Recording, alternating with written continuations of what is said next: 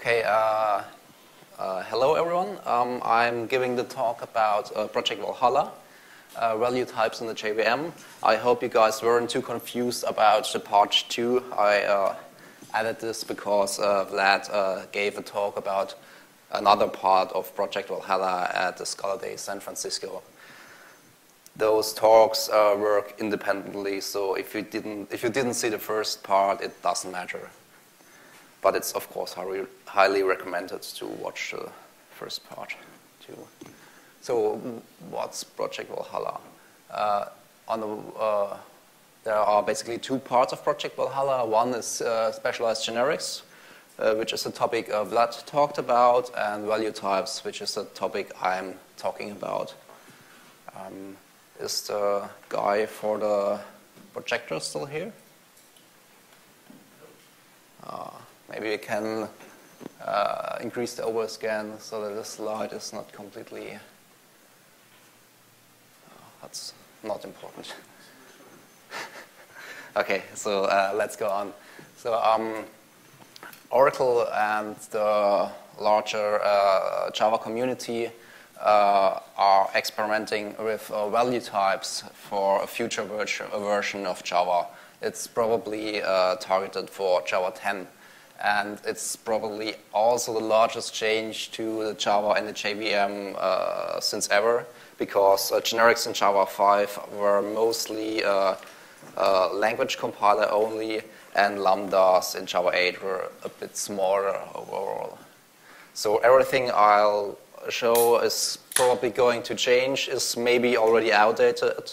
So don't really trust anything on the slides. If you're interested, and I hope I can create this interest, just try it out yourself.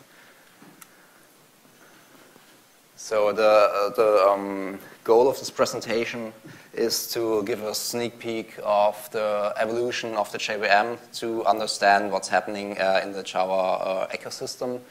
And things are constantly changing, so this presentation might be outed really fast if you're linking to it on the internet or stuff like this.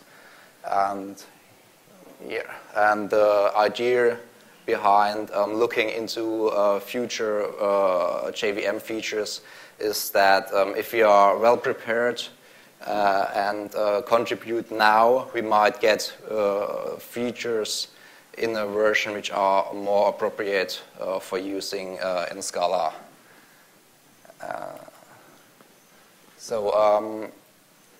This looks pretty bad. Okay, it should work. What's the point about value types? It's like we know value types from Scala. So basically, we have a class point, and point has 2 fields, and in this case, it's not a value class, and because it's not a value type, it consists not only of the 2 fields, but it also consists of an instance header, a reference to the class, the so-called class pointer, and of course the 2 fields. So every instance of point does not only carry 8 bytes of data, but also at least 8 bytes of overhead. And value types on the JVM are basically the quest to remove this overhead, these 8 bytes in the beginning of every instance.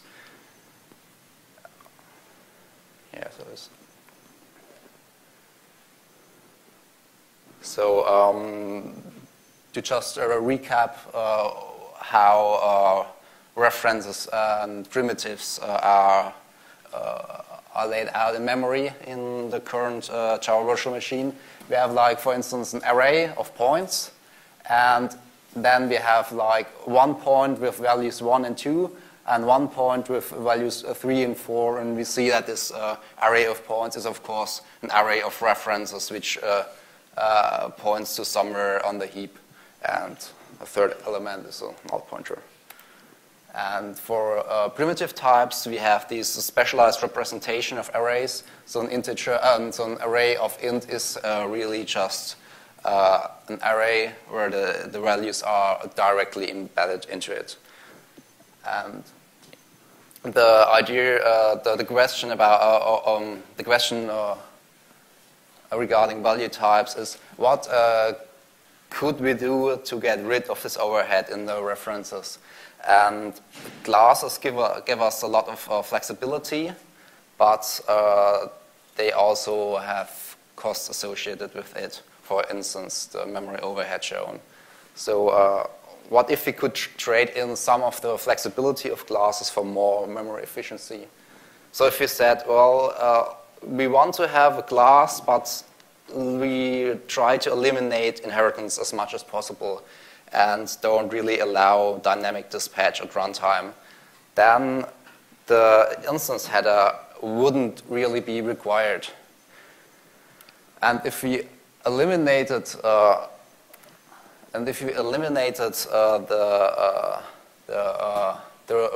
with object semantics which are associated with every instance of java.lang.object currently, for instance, locking and synchronization, we would also be able to get rid of the other field.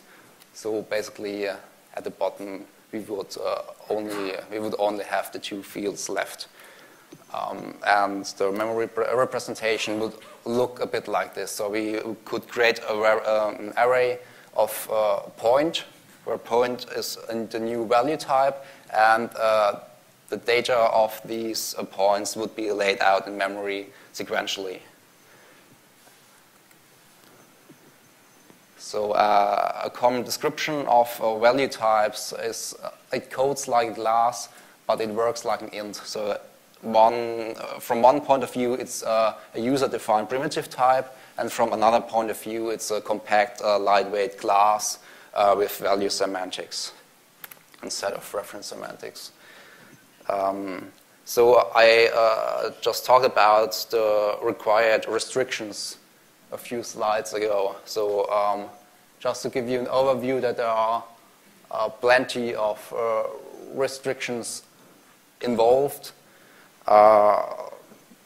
Here's the list, and we just go through them one by another.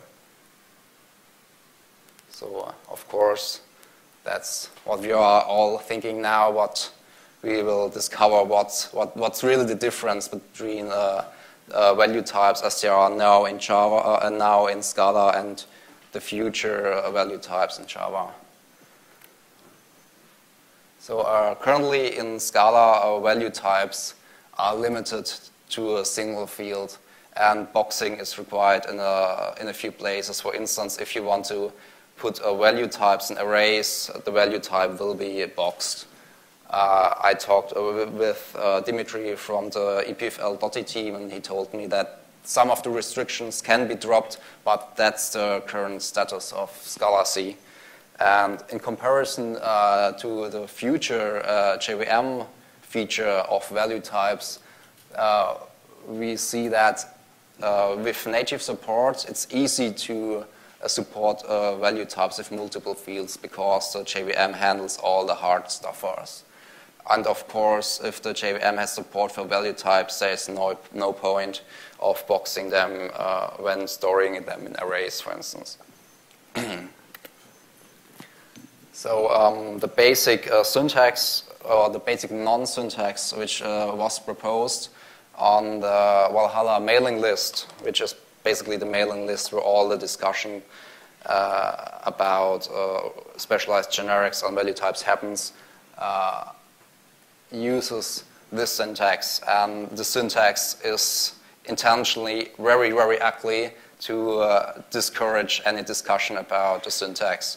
So they basically want to focus on the semantics, and they don't want to have developers writing mails to the mailing list about, well, I like the syntax better, why not do it some other way? And they just don't want to waste time at it at the moment.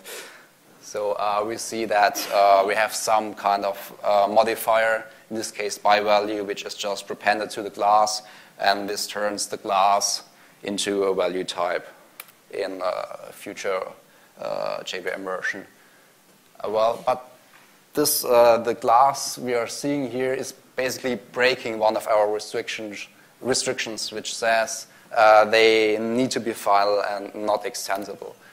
So if we try to compile this source code, we would get the error, value type must be declared final. So we currently have to add the final modifier too.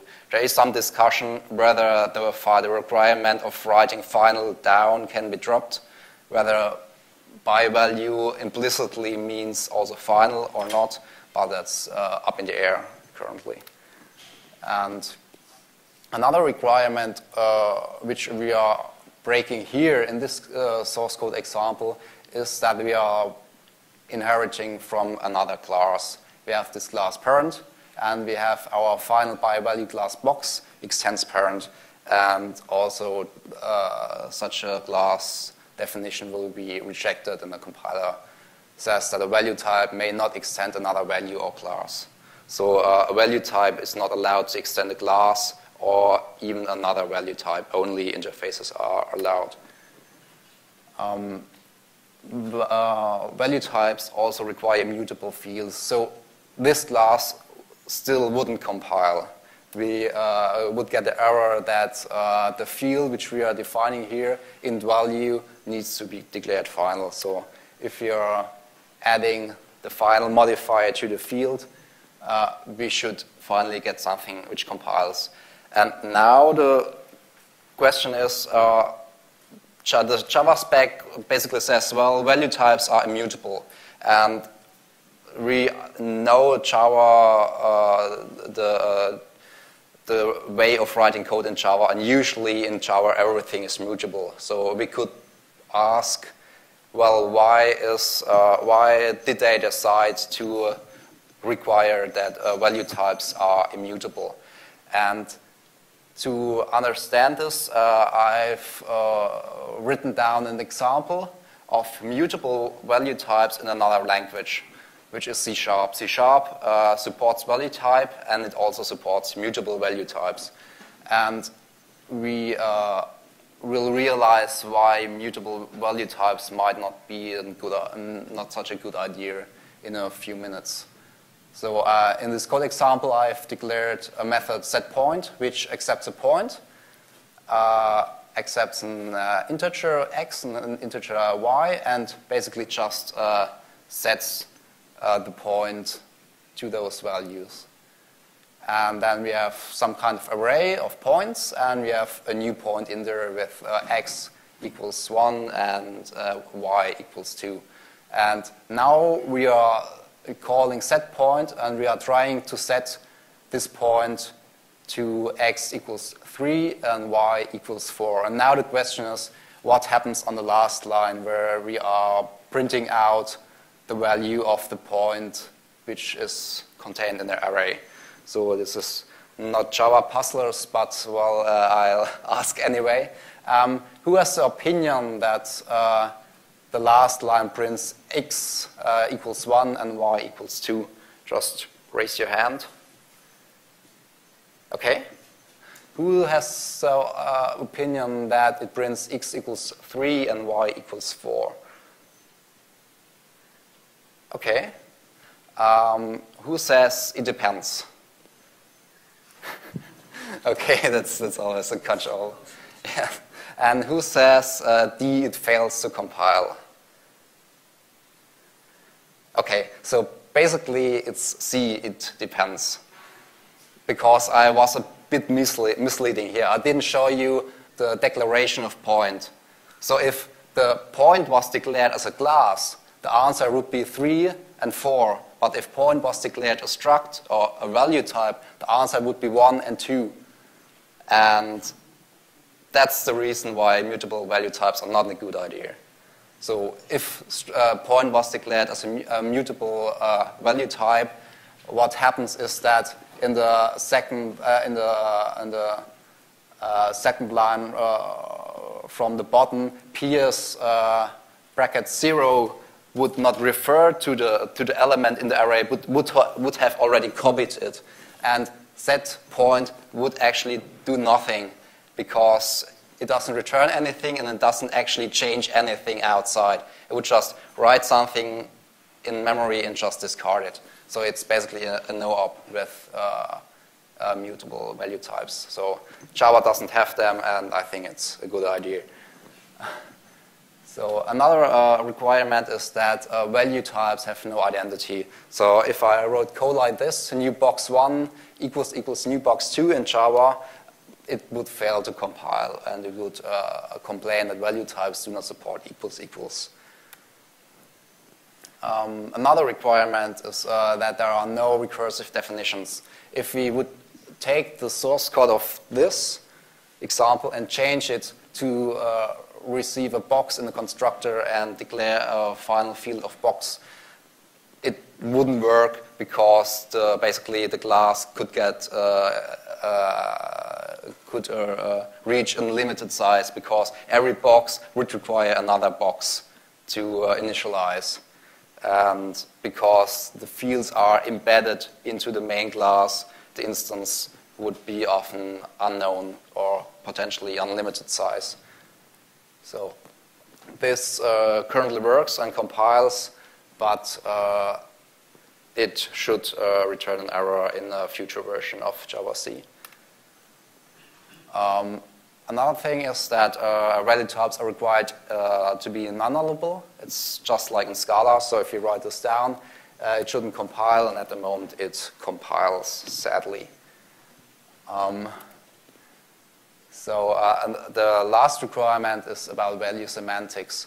So despite value types being largely about efficiency, about a small compact representation in memory, it's not about the actual allocation or storage underneath. So people often say, well, we want to have value types in Scala because they are allocated on the stack.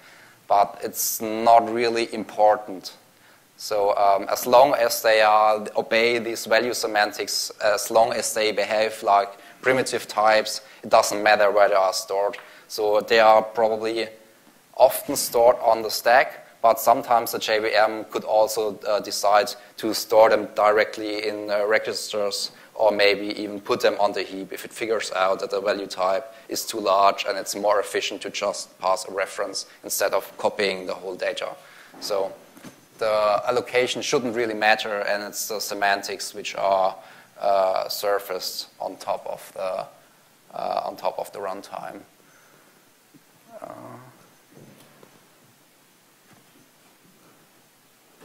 So I wanted to demonstrate how this works in practice. So we have the source code, which I've shown you before, and now I'm running it on a quite recent version of Valhalla, and what happens, it crashes immediately. So sorry, the sad thing is that value types are really, really immature currently. So Java-C tries to emit kind of the right bytecode, but the runtime has currently zero support at all.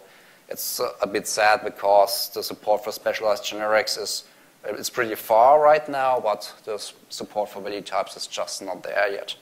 So that's a quote from from an Oracle person from the Valhalla mailing list, which basically says, value types are currently not supported. The compiler will swallow them and attempt to generate reasonable bytecode, but the VM changes to deal with this bytecode are not in the repository.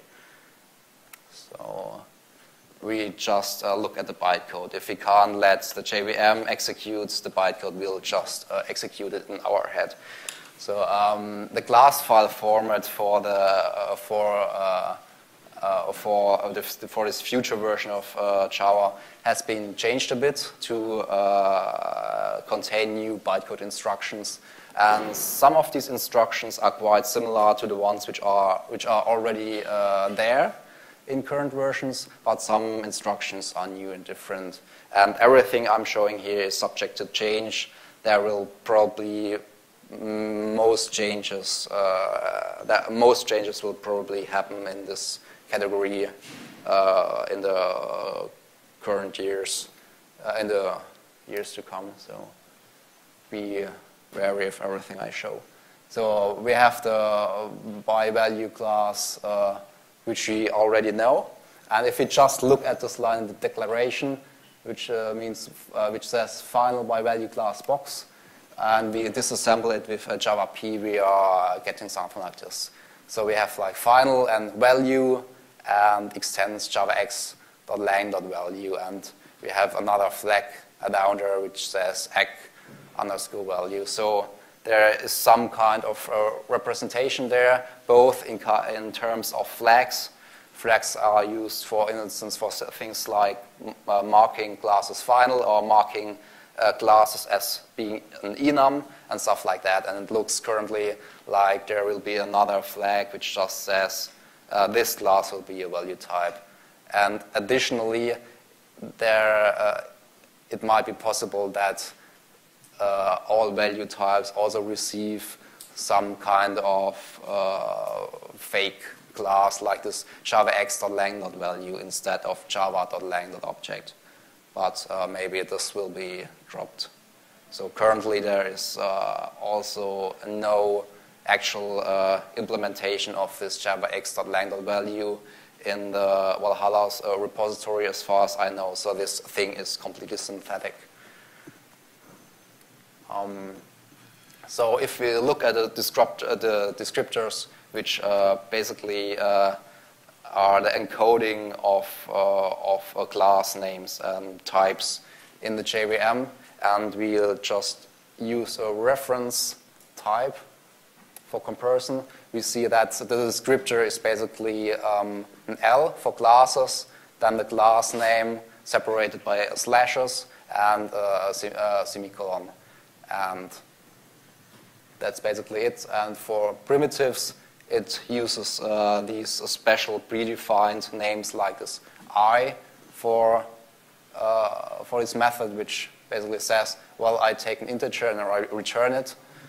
And if we now have a look at how this is represented for value types in bytecode, we'll see that the descriptor is kind of like a class, but it has a different letter at the beginning. So usually classes in the JVM start with L in the descriptor, and value types start with a Q.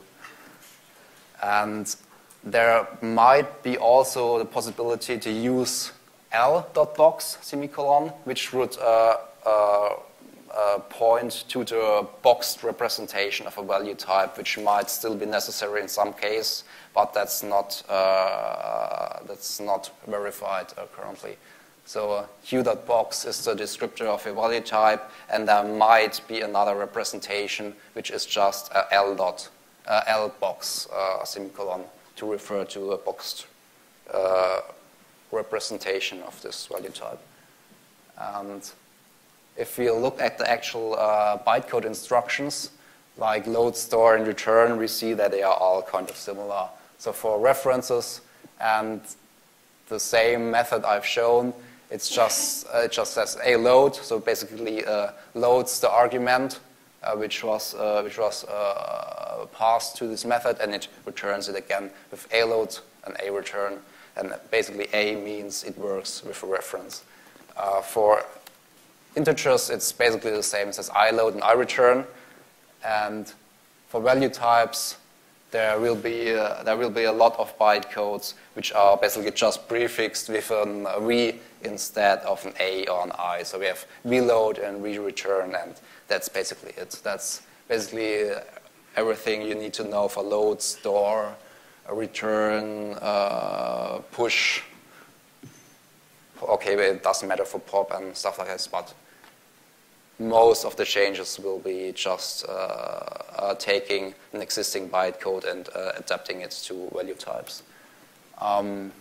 If we try to create an instance, it currently looks like this for reference types. So we have this famous new dub init, which basically says, well, we first call new with a reference to the class we want to instantiate. Then we duplicate this pointer on the stack. Then we push our argument on the stack, which in this case is 42. And then we call the constructor with this invoke special method. And this is a bit weird for especially this dub instruction, but it's kind of required because the constructor doesn't return anything. The constructor returns void. So what we are basically doing, we have two references, push the integer on top, call a method which takes the first reference and the value, and then we are just left with the second reference at the bottom. And it's a bit weird, but that's just how it works. And for value types, JavaC currently generates something like this, which is identical, except for the vnew, but there are suggestions to change this representation to something more straightforward, and to also emphasize that constructing a value type should be considered something like a factory method and not really a constructor, because there are some cases in which you might receive a value type without actually calling a constructor. So for instance, if you have an array of value types, you will get zero initialized instances in this array because there is no null which can stand in for not initialized. And for these non or zero initialized value type instances, there will be no constructor run. So we have to deal with it somehow. Yeah, is that this? Yeah, basically the idea is to get rid of the new dub init pattern and to replace it with something simpler. So there are a few open questions. Now we are basically leaving the low-level bytecode stuff and just thinking a bit about the semantics. And one issue which we will hit quite soon is that Java expects everything to extend java.lang.object except the 8 predefined primitive types. So there are many edge cases we will need to consider to figure out what's the right behavior for value types. For instance, how will universal methods work? So Java defines a lot of methods on java.lang.object, like equals or identity, toString, hash code, synchronized, notify, waits. There are plenty of methods which are just assumed to exist. With value types, they can't really exist because these methods kind of require that there is an instance header to facilitate the locking, for instance, with synchronized. And yeah, let's just dive in. For instance, with identity with equals, we currently prohibit it for value types, but it's kind of inconsistent. We have equals for reference types, and we have equals for primitive types. So ruling it out for value types is like, it's a bit inconsistent, even for Java. So the idea is to redefine equals as a low-level value-biased comparison operation. And the reasoning behind it could be something like this. We say, well, equals for primitive types compares the bits. Just like there is an int, and to figure out if this int here and this int over there is equal, we just compare the bits and it's all fine. There is an asterisk up there because it's a lot more complicated for doubles, but let's just ignore doubles. For reference types, you could just say, well, the thing we are doing is basically, if you have an equals, we are basically comparing the bits of our reference, so basically the value of our reference, and only if this is equal, we get true. So this is basically all the same we have, but just reinterpreted a bit. And value types could fit into this by saying, well, value types also compare values, but those values are just those things contained inside. So if you say, well, we compare a value, it means we run equals on every element contained inside this value type, which basically means we are also just comparing the bits and doing what's obvious. So there is just one larger issue, which is what happens to Java's wrapper classes. So we have boxed classes wrapper classes for the 8 primitive types, which have completely different semantics compared to value types. Value types will also have some kind of boxed representation. There is no consensus yet how it will look like exactly, but the decision, or basically the idea, is that these boxes for value types will be really, really lightweight and will not exhibit these large changes between primitives and their wrapper types. And yeah, so basically it doesn't matter from the outside whether you have a boxed value type or an unboxed value type, you can't tell the difference. But for these wrapper types, for primitives, you can tell the difference, and that's an issue. So what shall we do with equals? So equals for reference types just says, well, I call equals equals except when I have a custom implementation. And we could do that. It would be really, really straightforward. But the problem is that this definition of equals and also the definition of equals equals I've shown you leaks information. Because unlike primitive types, we can define the fields of value types to be private.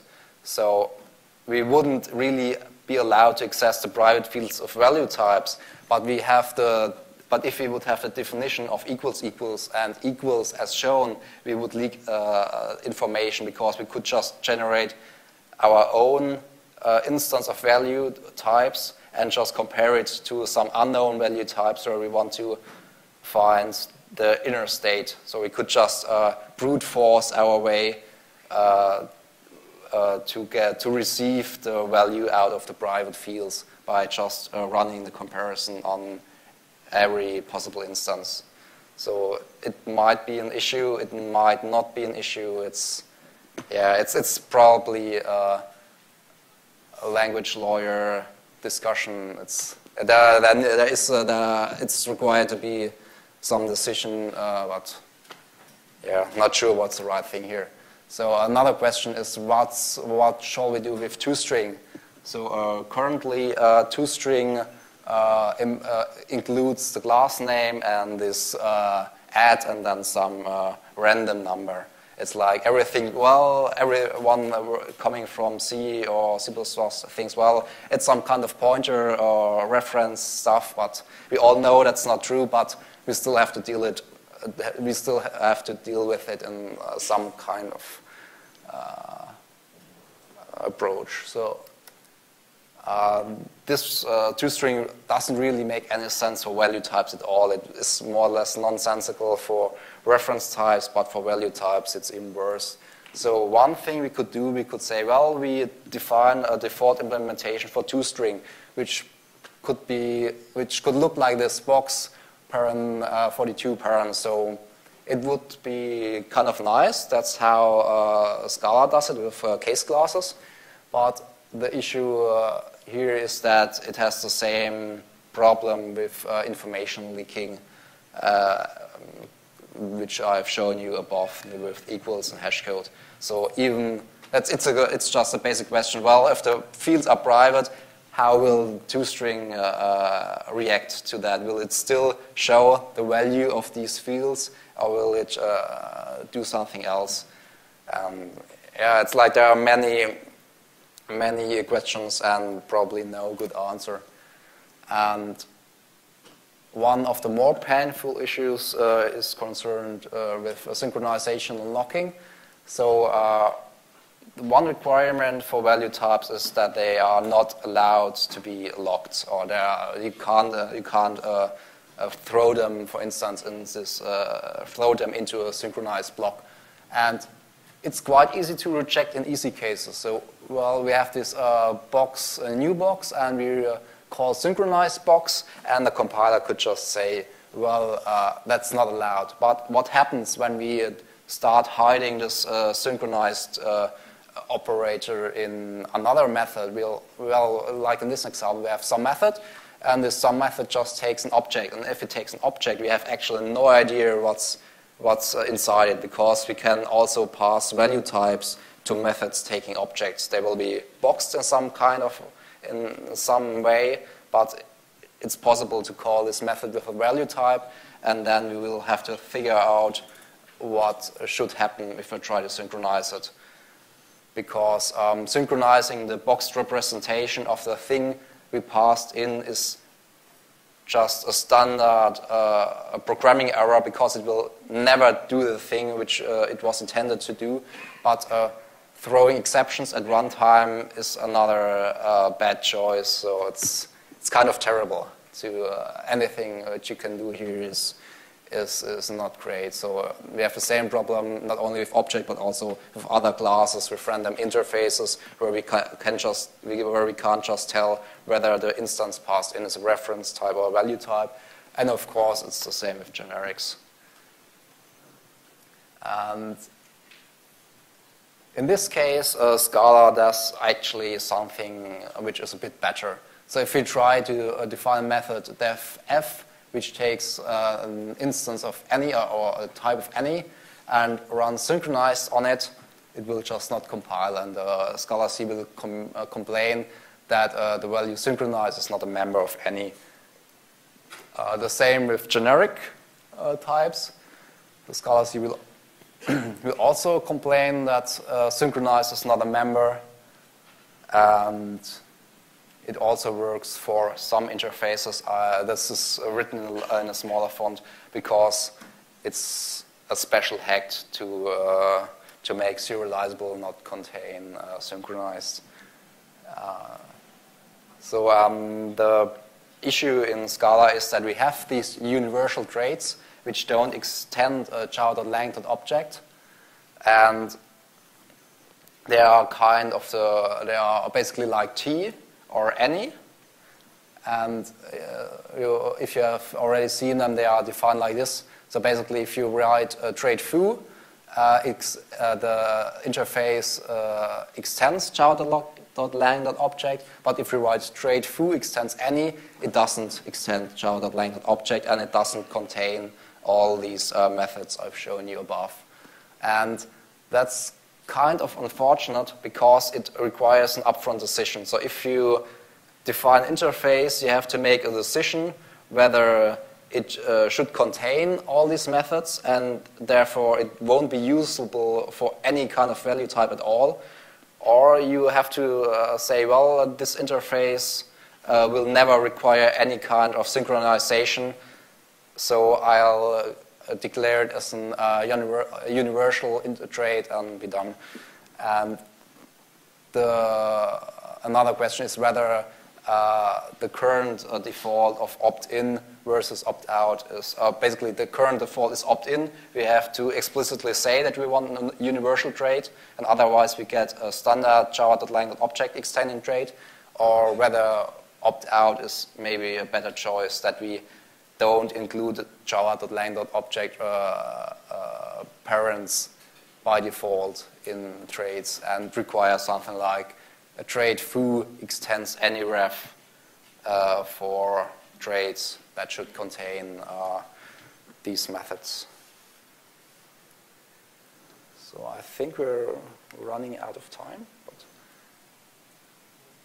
Okay, so thanks. So basically there are a few issues with value types. For instance, if you want to convert Scala code, for instance, option to value type, which would be a great idea. We see that, for instance, option has a class hierarchy and therefore can't work as a value type by default. So we would have to rearrange the option type to be able to stand in as a value type.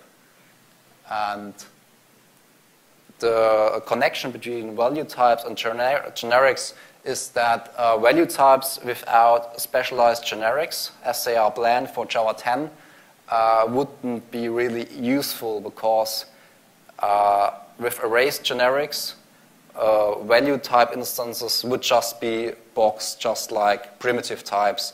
So if we would have an array list of point, it would contain boxed representations of our point instance because we are lacking the ability to specialize our data representation for these kind of types.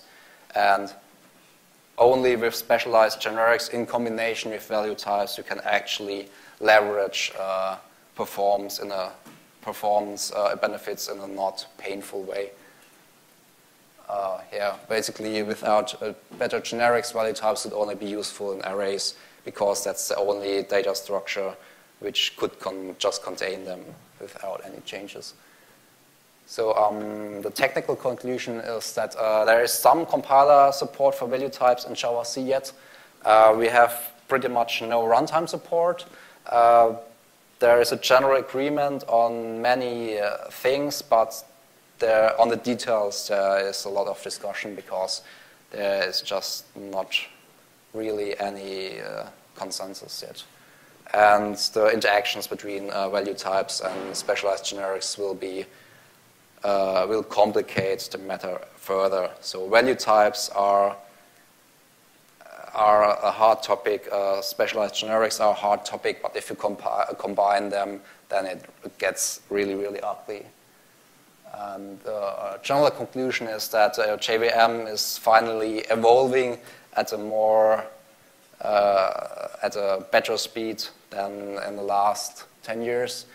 And these JVM features will greatly benefit Scala C or Scala in general if we can leverage them, because we can remove a lot of boxing. For instance, with specialized generics, we might not need to generate our own specialized class files at compile time, and we might also have fewer bugs because there's just less code involved in generating class files. And this kind of development in the Java ecosystem basically validates the thing that the Scala designers have done until now. So that's a really great thing in my opinion. If you want to have further information, I first recommend watching Vlad's talk from ScalaDays San Francisco. He focuses on specialized generics in his talk. You can also read a draft of the value type specialization online. Just use the search engine of your choice. The same with specialized generics. And you can, of course, join the Valhalla mailing list and read the discussion there to increase your understanding. And finally, I'd like to thank you for your interest. I'd like to thank the people on the Valhalla mailing list for providing a lot of information. And I'd like to apologize for the lack of time and the late arrival here. I was still working on one slide.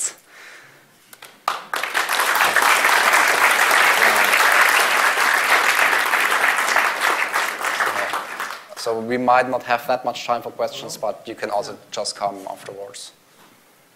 So I have a question. So can the value types be implemented as an optimization detail inside of the compiler? So instead of me specifying, oh, I want a value type here, the compiler could see, oh, this class has only final fields and it's not used in any synchronized block, so it's a good candidate for a value type. And then the compiler could do it like that. Yeah, so a language compiler can do this.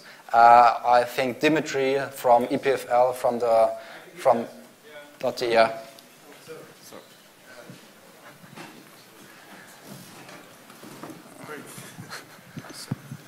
There's a plan to do it on .The, but unfortunately JVM cannot do it on its own.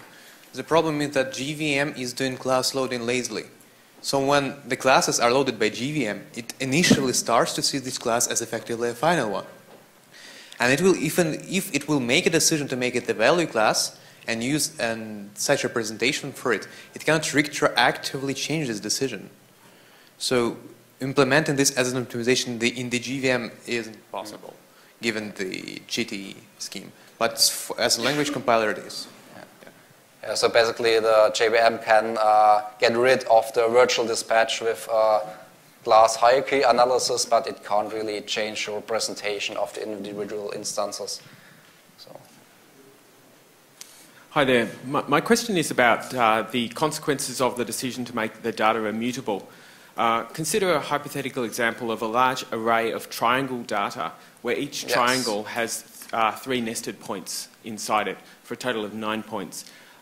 If I'm then running some kind of transform over that data and I want to do an in-place update, it would seem that with the immutable design, I have to copy 9 floating point fields in order to update one of them. Has there been any discussion on the Valhalla list about how to make those sort of in-place updates efficient?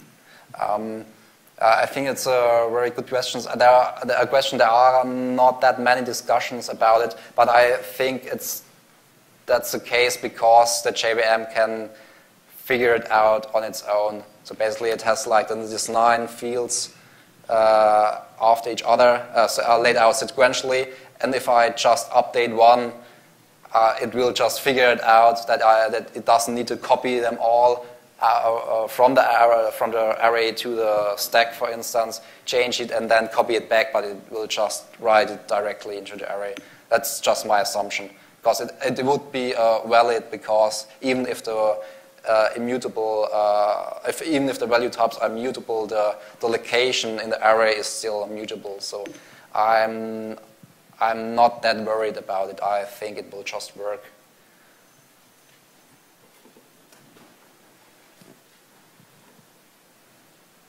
Any other questions?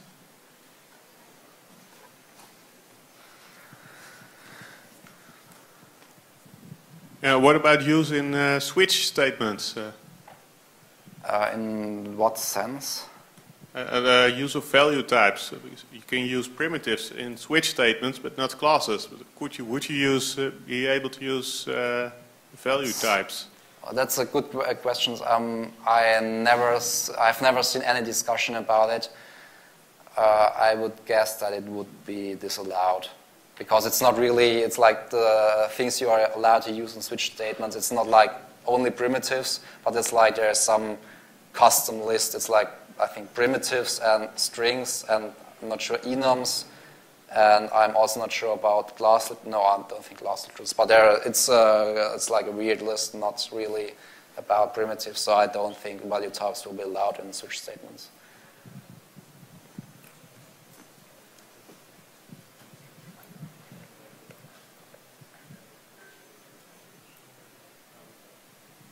No more questions?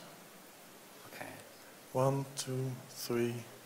I'd like to thank you all again, and because I've forgotten it in the beginning and people complained about it last year, I'm Simon. I'll do this on my own part-time. I'm not related to TypeSafe, EPFL, or any other organization. Thanks.